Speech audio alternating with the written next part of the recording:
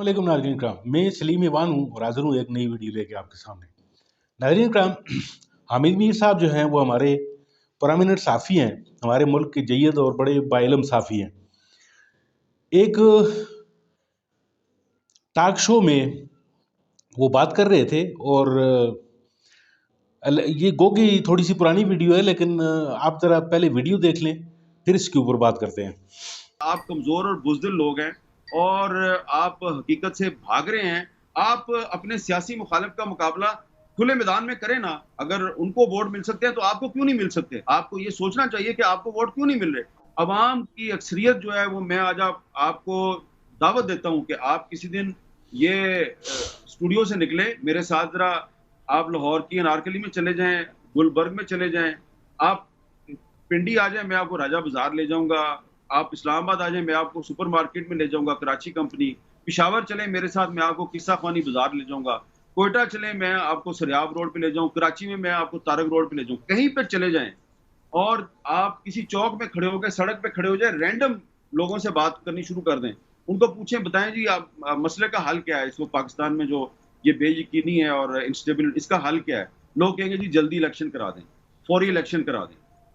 Public चाहती है कि फौरी तौर पे इलेक्शन हो, लेकिन ये जो हमारी एलीट है, जो डिसीजन मेकर्स है, वो इलेक्शन को डिले करना चाहते हैं। लेकिन ये ज्यादा अरसा डिले नहीं कर सकेंगे।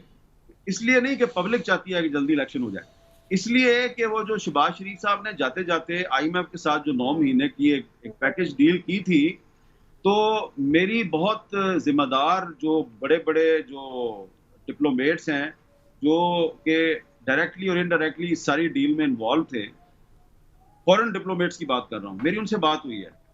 और ये बात सुन के आपको हैरानगी होगी कि बहुत से जो मगरबी ममालिक हैं, जिन्होंने खामोशी से पाकिस्तान के बिहाफ पे जमानत दी हुई है कि जी आप बेफिक्र हो जाएं, ये इलेक्शन जरूर करवा देंगे, तो उनके लोग भी पाकिस्तान आने शुरू हो गए हैं।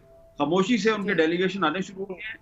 कुछ के साथ मेरी मीटिंग भी हुई है और वो सारे के सारे जो है वो कहते हैं जी कि अंग्रेजी में वो कहते हैं we are trying our level best to that the election should be held within next 3 to 4 months। तो ये किसी भी सूरत में इलेक्शन कमीशन ऑफ पाकिस्तान जो मर्जी कर ले, ये इलेक्शन से नहीं भाग सकते। ये फरवरी तक तो उनको इलेक्शन करवाना पड़ेगा। लेकिन मैं जाती तौर पे समझता हूँ कि फरवरी में अगर इलेक्शन करवाएंगे तो वो कंट्रोवर्शियल इलेक्शन होगा। ये क्योंकि असेंबली जो है ये प्राइम मिनिस्टर की एडवाइस पे प्रेसिडेंट ऑफ पाकिस्तान ने डिसॉल्व किया है।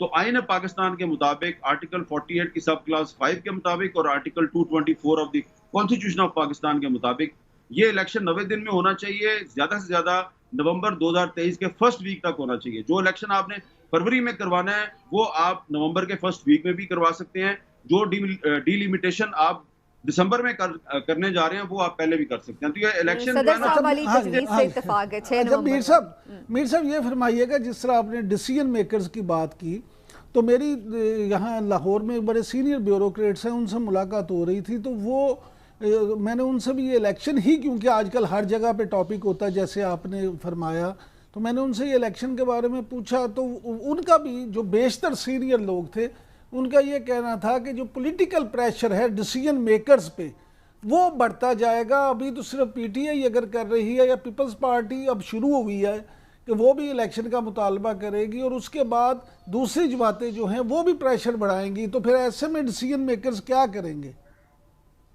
देखें, ये इमरान साहब, जो ग्राउंड रियलिटी है ना वो बड़ी डिफरेंट है। तहरीक इंसाफ या पीपल्स पार्टी जो है ना वो कोई प्रेशर ग्रुप नहीं है। अगर ये इलेक्शन जल्दी होना है तो ये तहरीक इंसाफ और पीपल्स पार्टी की वजह से नहीं होना। बिल्कुल ठीक। इसमें असल चीज जो है वो ये है कि एक चीज जो है वो हमारे जो गैर मुल्की दोस्त हैं उनको समझ आ रही है, लेकिन हमारे डिसीजन मेकर्स को वो बात समझ नहीं आ रही। हमारे जो गैर मुल्की दोस्त हैं वो बाहर से बैठ के जब आप चीज को देखते हैं ना, बाहर से बैठ के या आप ऊपर से बैठ के देखते हैं कि ये नीचे क्या हो रहा है, तो आपको एक वाज़ेह पिक्चर नजर आती है। हमारे डिसीजन मेकर जो हैं वो पाकिस्तान के अंदर बैठे हुए हैं और उनको वही नजर आता है जो सिर्फ रावलपिंडी, इस्लामाबाद या लाहौर में जो हो रहा है ना, वो समझते हैं यही पाकिस्तान है। उनको वो नहीं नजर आ रहा जो पाकिस्तान के आसपास जो हो रहा है। अब ये जो बिजली के बिलों पे जो खौफनाक तहरीक चली है आजाद कश्मीर के गली और बाजारों में, वो तो मीडिया पे दिखाई नहीं की, जो रावला कोर्ट से शुरू हुई और पलंदरी में इतना बड़ा जलसा निकला लाइन ऑफ कंट्रोल के साथ साथ। तो आजाद कश्मीर के लोग जो है वो बगावत पे उतर आए हैं। तो अगर वहां के लोग बगावत पे उतर आए हैं तो ये सूरत जो है अगर पाकिस्तान तक पहुंच गई तो क्या होगा। तो जो हमारे गैर मुल्की दोस्त हैं उनको ये नजर आ रहा है कि ये पाकिस्तान जो है ना, इसमें इसके फेडरेशन को एक रखने की वाहिद जमानत इसका कॉन्स्टिट्यूशन है। और अगर इलेक्शन हो जाएगा तो यहाँ पे स्टेबिलिटी आ जाएगी। अदरवाइज उनका ये ख्याल है कि यहाँ पे अगर एनार्की फैल गई, इंस्टेबिलिटी फैल गई, तो उसका फायदा एक्सट्रीमिस्ट फोर्सेस उठाएंगी और वो कोशिश ये करेंगे कि जो हालात अफगानिस्तान में हो गए हैं वो पाकिस्तान में हो जाए।